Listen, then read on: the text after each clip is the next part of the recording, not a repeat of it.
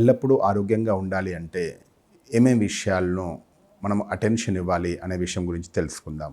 విశేషంగా ఆరోగ్యము అంటే ఏమిటి? ఆరోగ్యము అంటే శారీరక రూపంలో మరియు మానసిక రూపంలో 2 రూపాల్లో వ్యక్తి ఆరోగ్యంగా ఉంటేనే అది నిజమైన ఆరోగ్యం అనవచ్చు.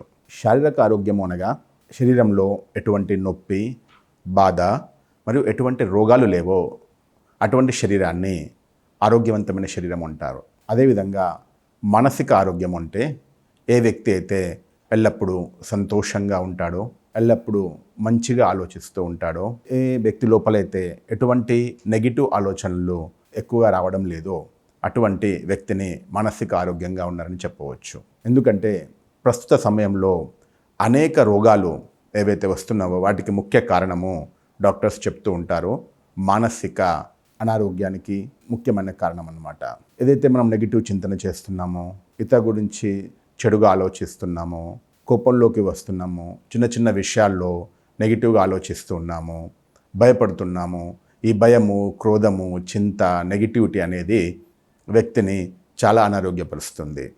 ఎందుకంటే ఎప్పుడైతే మనసులో ఇటువంటి చెడు ఆలోచనలు కానీ, భయపూరితమైన ఆలోచనలు కానీ, టెన్షన్లు కానీ ఉన్నప్పుడు శరీరంలో అనేక రకాలైన బ్యాడ్ కెమికల్స్, చెడు కెమికల్స్ రిలీజ్ అవుతాయన్నమాట. ఆ చెడు కెమికల్సే శరీరంలో అనేక అనారోగ్యానికి కారణం తీసుకొస్తుందన్నమాట. కాబట్టి మానసికంగా వ్యక్తి ఆరోగ్యంగా ఉండడము, పాజిటివిటీగా ముందుకు నడవడము చాలా అవసరము. అయితే ఈ అనారోగ్యపడడానికి ముఖ్య కారణాల్లో ఒకటి చెడు ఆలోచనలు. దాంతోపాటుగా ముఖ్యమైన 2 విషయాలన్నమాట. నేను దాదాపుగా ఒక 25 ఇయర్స్ నుంచి మంతెన సత్యనారాయణ గారి ఫాలోవర్గా ఉంటూ చిన్న చిన్న విషయాలు చాలా పూర్తిగా పాటించలేకపోయినా చిన్న చిన్న విషయాలు పాటిస్తూ ఏ విషయాలపైన అటెన్షన్ పెట్టానో దాని ఆధారంగా ఎప్పుడు కూడా ఎటువంటి అనారోగ్యానికి పాలు కాలేదన్నమాట. అయితే నేను చాలామంది అనారోగ్యపడుతూ ఉంటే మా ఫ్రెండ్స్ కానీ, నా బంధువులు కానీ నేను చెక్ చేశానన్నమాట. అనారోగ్యం ఎందుకు పడుతున్నారో, నేను ఎందుకు అనారోగ్యపడటం లేదు, ఇతరులు చాలా ఫ్రీక్వెంట్గా అనారోగ్యం ఎందుకు పడుతున్నారని నేను చెక్ చేసుకున్నాను. అప్పుడు నాకు ఒక 2 సమాధానాలు వచ్చాయన్నమాట. అవే వ్యక్తి అనారోగ్యంగా ఉండడానికి ముఖ్య కారణము టాక్సిన్స్. మీరు టాక్సిన్స్ అనే శబ్దము మీరు వినే ఉంటారు. ప్రస్తుత సమయంలో టాక్సిన్స్ క్లీన్ చేయడానికి అనేక క్లినిక్స్ కూడా ఓపెన్ అయినవి. తర్వాత కొందరు డాక్టర్స్ దగ్గర కూడా వెళ్ళి బాడీని డీటాక్స్ చేసుకుంటూ ఉంటారు. డీటాక్స్ సెంటర్స్ సపరేట్ కూడా ఈ మధ్యలో ఓపెన్ అవుతున్నాయి అన్నమాట. డీటాక్స్ అనేది ఒక శబ్దం ప్రచలనలోకి వచ్చిందనమాట ప్రస్తుత సమయంలో. విదేశాల్లో అయితే చాలా కాన్షియస్గా కూడా ఉంటారు ఈ విషయంలో. ఇండియన్స్ అంతగా ఆలోచించరు. ఎందుకంటే ఇండియన్స్ యొక్క ఇమ్యూనిటీ పవర్ అనేది ఇంకా విదేశాలతో పోలిస్తే చాలా మంచిగా ఉంది. అందుకని కరోనా సమయంలో కూడా విదేశాల్లో ఎంతైతే కరోనా ఫ్లడ్ అయిందో దాదాపుగా అంతగా ఇక్కడ ఇండియాలో కాలేదు. దానికి కారణము ఇండియన్స్ యొక్క ఇమ్యూనిటీ పవర్ అనేది చాలా ఉంటుంది. మెంటల్లీ కూడా వాళ్ళు చాలా స్ట్రాంగ్గా ఉంటున్నారు దాని కారణంగా. అయితే ఈ టాక్సిన్స్ అనేటివి మెయిన్ కారణం అన్నమాట అనారోగ్యపడడానికి. ఈ విషపూరితమైన టాక్సిన్స్ అని వేటిని అంటారు అంటే, శరీరంలో ఏవైతే వ్యర్థ పదార్థాలు మనం రోజు శరీరం వాడుతూ ఉంటాం, భోజనం చేస్తూ ఉంటాము, శరీరాన్ని యూస్ చేసుకుంటూ ఉంటాము, దానిలో కొన్ని వ్యర్థ పదార్థాలు తయారవుతాయి. ఆ వ్యర్థ పదార్థాలను ఎప్పుడైతే మనము బయటికి పంపించమో ఆ వ్యర్థ పదార్థాలే టాక్సిన్స్గా తయారవుతాయి. ఎగ్జాంపుల్గా మనము ఇల్లు వాడుతున్నాము, ఆఫీస్ వాడుతున్నాము, కారు వాడుతున్నాము అంటే కారులో చెత్త చెదారము కామనే వస్తూనే ఉంటుంది.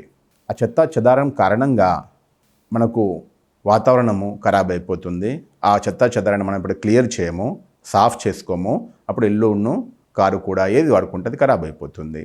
అదేవిధంగా మనం డైలీ భోజనం చేస్తున్నాము, శరీరాన్ని వాడుకుంటాం, డైలీ శరీరంలో ఏదో ఒక చెత్త చెదారం అనేది తయారవుతూనే ఉంటుంది.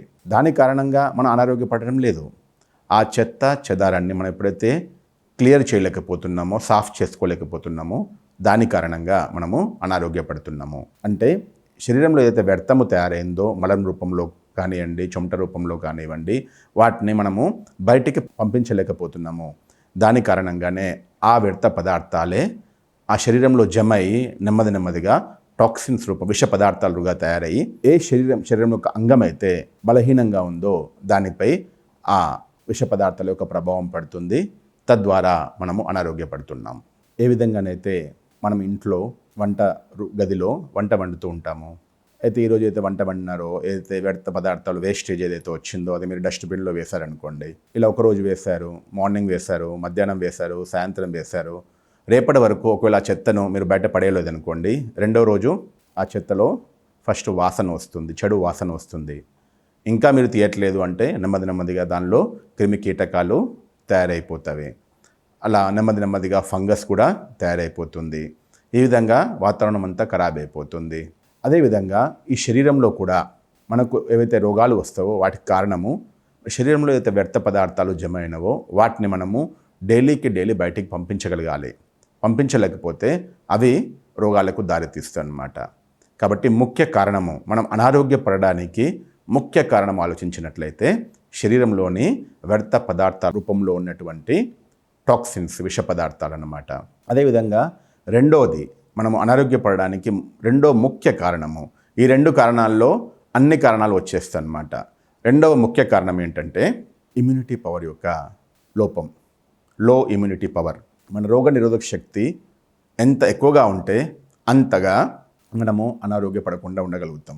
ఒకవేళ మన రోగ నిరోధక శక్తి తక్కువ ఉన్నట్లయితే ఏదైతే బ్యాక్టీరియా కానీ, ఫంగస్ కానీ, శరీరంలో క్రిమి కీటకాలు కానీ, వ్యర్థ పదార్థాలు కానీ ఏవి తయారైనో వాటి ద్వారా శరీరం యొక్క ఫైటింగ్ కెపాసిటీ అనేది తక్కువయ్యి మన శరీరం అనారోగ్యపడుతుంది.